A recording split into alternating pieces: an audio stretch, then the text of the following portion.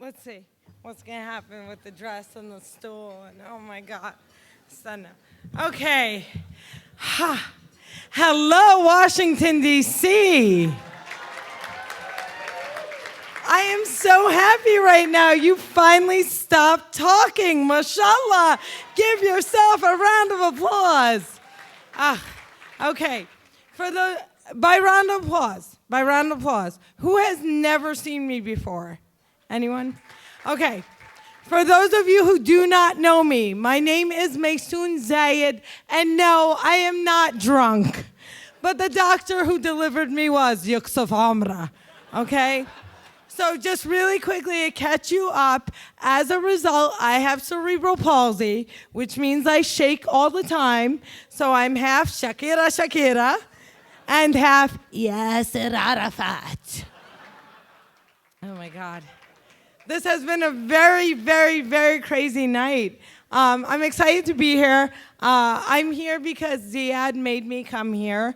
He told me that if I didn't, that there would be no two-state solution. So here I am. I just want to tell you guys a little bit about myself, a little bit about where I come from. I am the daughter of Al-Hajj Musa Zayid and Dr. Ribhiya Ali. My father looks exactly like Saddam Hussein, and my mother looks like Haifa Wahbi. And my parents, for those of you who don't know me, my parents are the most romantic Arab couple in the history of mankind. They met in the most romantic way. And like, Americans don't know that Arabs are romantic. They don't know we're romancy. It's like they never watched Lawrence of Arabia. But I want to tell you about my mom and dad. The way they met is hands down the most romantic story ever. They're first cousins. Oh, yeah.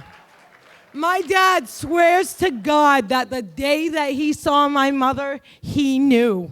He knew.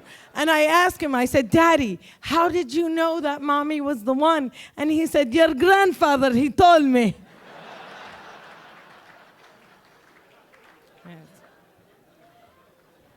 But it's amazing. It's amazing that Ziad and Naila got me out here tonight. First of all, I do have to admit something. I'm really sorry. I didn't know what I was doing tonight. I had no idea. I thought this was the American Tobacco and Firearms. So sorry about that. Thought they were going to let me shoot again, but no, apparently. But the reason I'm here is it's really special because I'm getting married next week.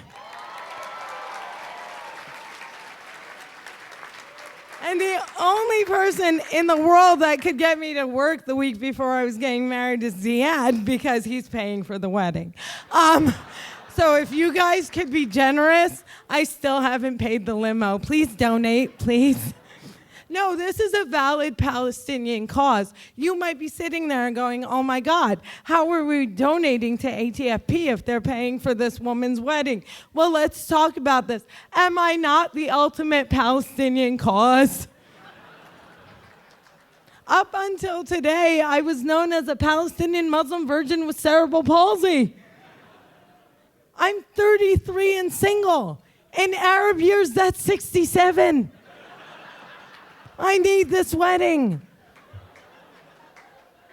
By round of applause, where are all my single ladies? I'm going to talk to you about a couple of things. One, single ladies, if you would like to catch yourself a husband like I did, I can give you some very simple advice.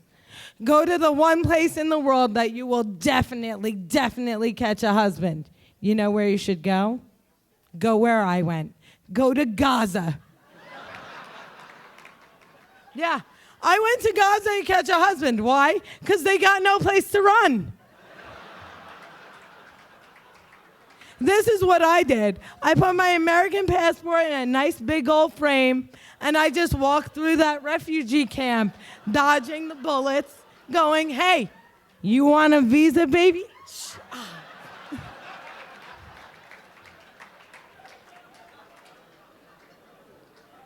Oh, I know. I'm gonna cut the tension in the room. I know some of you are very angry right now. By round of applause, who's angry right now? Just my dad. Okay. But for those of you who are angry right now, I just have one. I'm gonna say something serious. Is that okay? Is that okay? Okay. My one serious thing to say is for everyone who's really feeling angry right now, do me one favor, visit Palestine. Stop talking about it, get on a plane, visit Palestine. Just go. Just go. Just go. And I mean this from the bottom of my heart. I'm not allowed to be serious, but I'm going to be for a second. Because, you know, I go to Palestine every year. I was privileged enough to bump into Zayid in Jerusalem. And I have to tell you guys, go. It's disappearing. If you don't go soon, we're not going to be able to do this together. So we need your guys' help. We need you to support this organization. But more than anything else, we need you to visit Palestine. So thank you.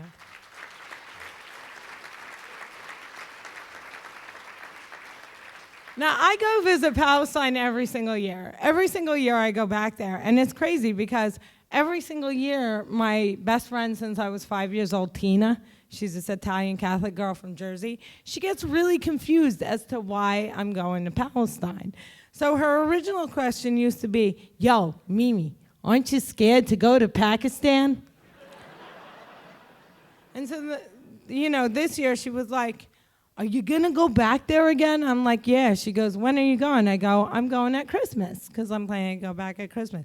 She goes, who the heck goes to Pakistan at Christmas? And I go, Tina, Jesus was born in Palestine. And she looked at me and she went, no, stupid, he was born at the Vatican. He wasn't. I know. No, she believes us. It's true. So apparently I'm getting married, and I want to tell you guys a little bit about my fiance. First of all, when I got engaged, I was really, really excited because he's Palestinian, he's Muslim, he's never been divorced, no kids, no disease. He's like a Palestinian unicorn, right? But then you like the finger? I got to tell you guys about the finger. It's a very simple story. I went to Canada and broke my finger. Why? Because they have socialized healthcare, and I could. I was like, blam! No. But, so here's what happened. I get engaged. I'm all excited because I'm not going to die alone and be eaten by dogs, and I bring my fiance to America. And let me tell you something. It is very difficult to bring a 30-year-old single Muslim man who's been in jail for 6 years to America. But I did. And I went to the airport to pick him up, and as soon as he walked off the plane, I had immediate buyer's remorse. I was like, oh my God, I remember you being taller and having 2 eyebrows. And like, apparently, I'm not domestic. Like, I don't know how to do anything. I brought him to America, and I always heard that refugees were starving. But for some reason, mine needs to be fed all the time. What is that? My mom calls me every day after work going, did you feed your refugee? I'm like, it won't eat, it's depressed. No, but we're getting married, and I'm panicking about a couple of things, and I'm happy about a couple of things. So I'll talk about what I'm happy about first. I'm really, really happy about my bridesmaids' dresses. Because for those of you who don't know, when a girl gets married, she dresses her girlfriends as fugly as possible. Yeah, she has to make them ugly so she can look perfect, right? And so it's my turn to get back at my friends because I've been a bridesmaid 17 times. So what I decided to do is, instead of buying them ugly dresses, which would be mean, I'm going to make it educational. I'm dressing them all in burqas. I am. They'll be pastel, don't worry. But I have this fear, and my fear is, part of the tradition of a Palestinian wedding is that the Palestinian bride is supposed to dance with candles, okay? How many people think I shouldn't be handling fire? But here's the issue. Not only am I dancing with candles, I'm dancing with candles surrounded by women in burqas. Next thing you know, they're ablaze, and it's like a KKK rally gone bad, people. But there is one thing that I am looking forward to, which is the bouquet toss. Because I always hated the bouquet toss, because as an old single woman, I had to go and catch the bouquet. And catching, not my thing. But now it's my turn. And what I decided to do is I'm not going to throw the bouquet over my shoulder like tradition. I'm going to throw it forward. Because although I have cerebral palsy and I'm not good at catching, I'm Palestinian, I'm really good at throwing.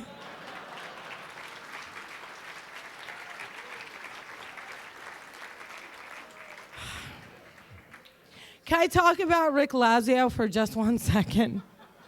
Washington, D.C., do you know who Rick Lazio is? You're allowed to clap for him just once. Do you know who Rick Lazio is? Okay, I'm going to tell you about Rick Lazio. We had a problem up in New York City. In New York City, they wanted to build an Islamic center, and Rick Lazio is a racist. That's basically the way it breaks down. So he was running for governor, and his big platform was that he hated Arabs. So I've decided a way to get back at Rick Lazio, and I'm going to share it with you, but you can't tell him, okay? Here's what I'm going to do. Every single campaign needs a token disabled person. I'm going to make it me. And then when he brings me up on stage for the photo op where I come like limping up and we show that Rick Lazio is a great guy, as soon as I shake his hand, I'm just going to go, I'm Palestinian, next year in Jerusalem, yay!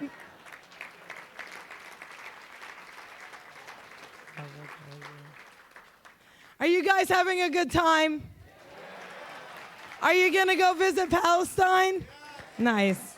Okay, as is tradition, my final joke is in Arabic. Why? Because this is a Palestinian event, even if it's an American event. So we're going to speak in Arabic. If you don't know Arabic, find a friend. They will explain the joke. And for those of you who are conservative, this is not offensive. So I start off in English by saying, I'm getting married on Halloween. And I'm sure like some of you are like, who is this fool that's marrying this crazy woman on stage? You will never see his picture because I refuse to tag a single picture of my fiance on Facebook. And for those of you too old to know what Facebook is, it's okay, you'll die soon. I'm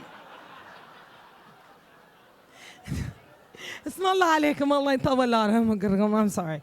But you will never see a picture of my fiance on Facebook. Why? Because I'm afraid he'll get jinxed. Arabs are afraid of the evil eye.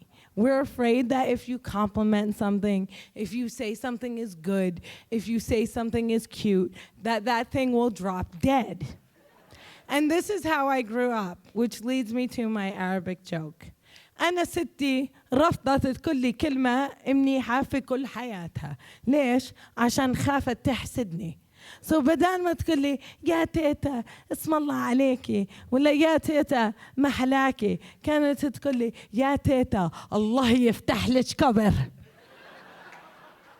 ولا كانت تطلع علي وتقول لي يا تيتا طلق يشيل مخك إن شاء الله ولا تطلع علي وتقول لي سطح يسطحك. بس أمي ما كانت like ستي. أمي ما كان عندها مسبات هيك like أشكال ألوان. أمي بس كان عندها مسبة واحدة يلعن أبوك في قنطرة. My name is Maysoon Zayid. Next year in Jerusalem, inshallah. Thank you so much, ATFP. Thank you.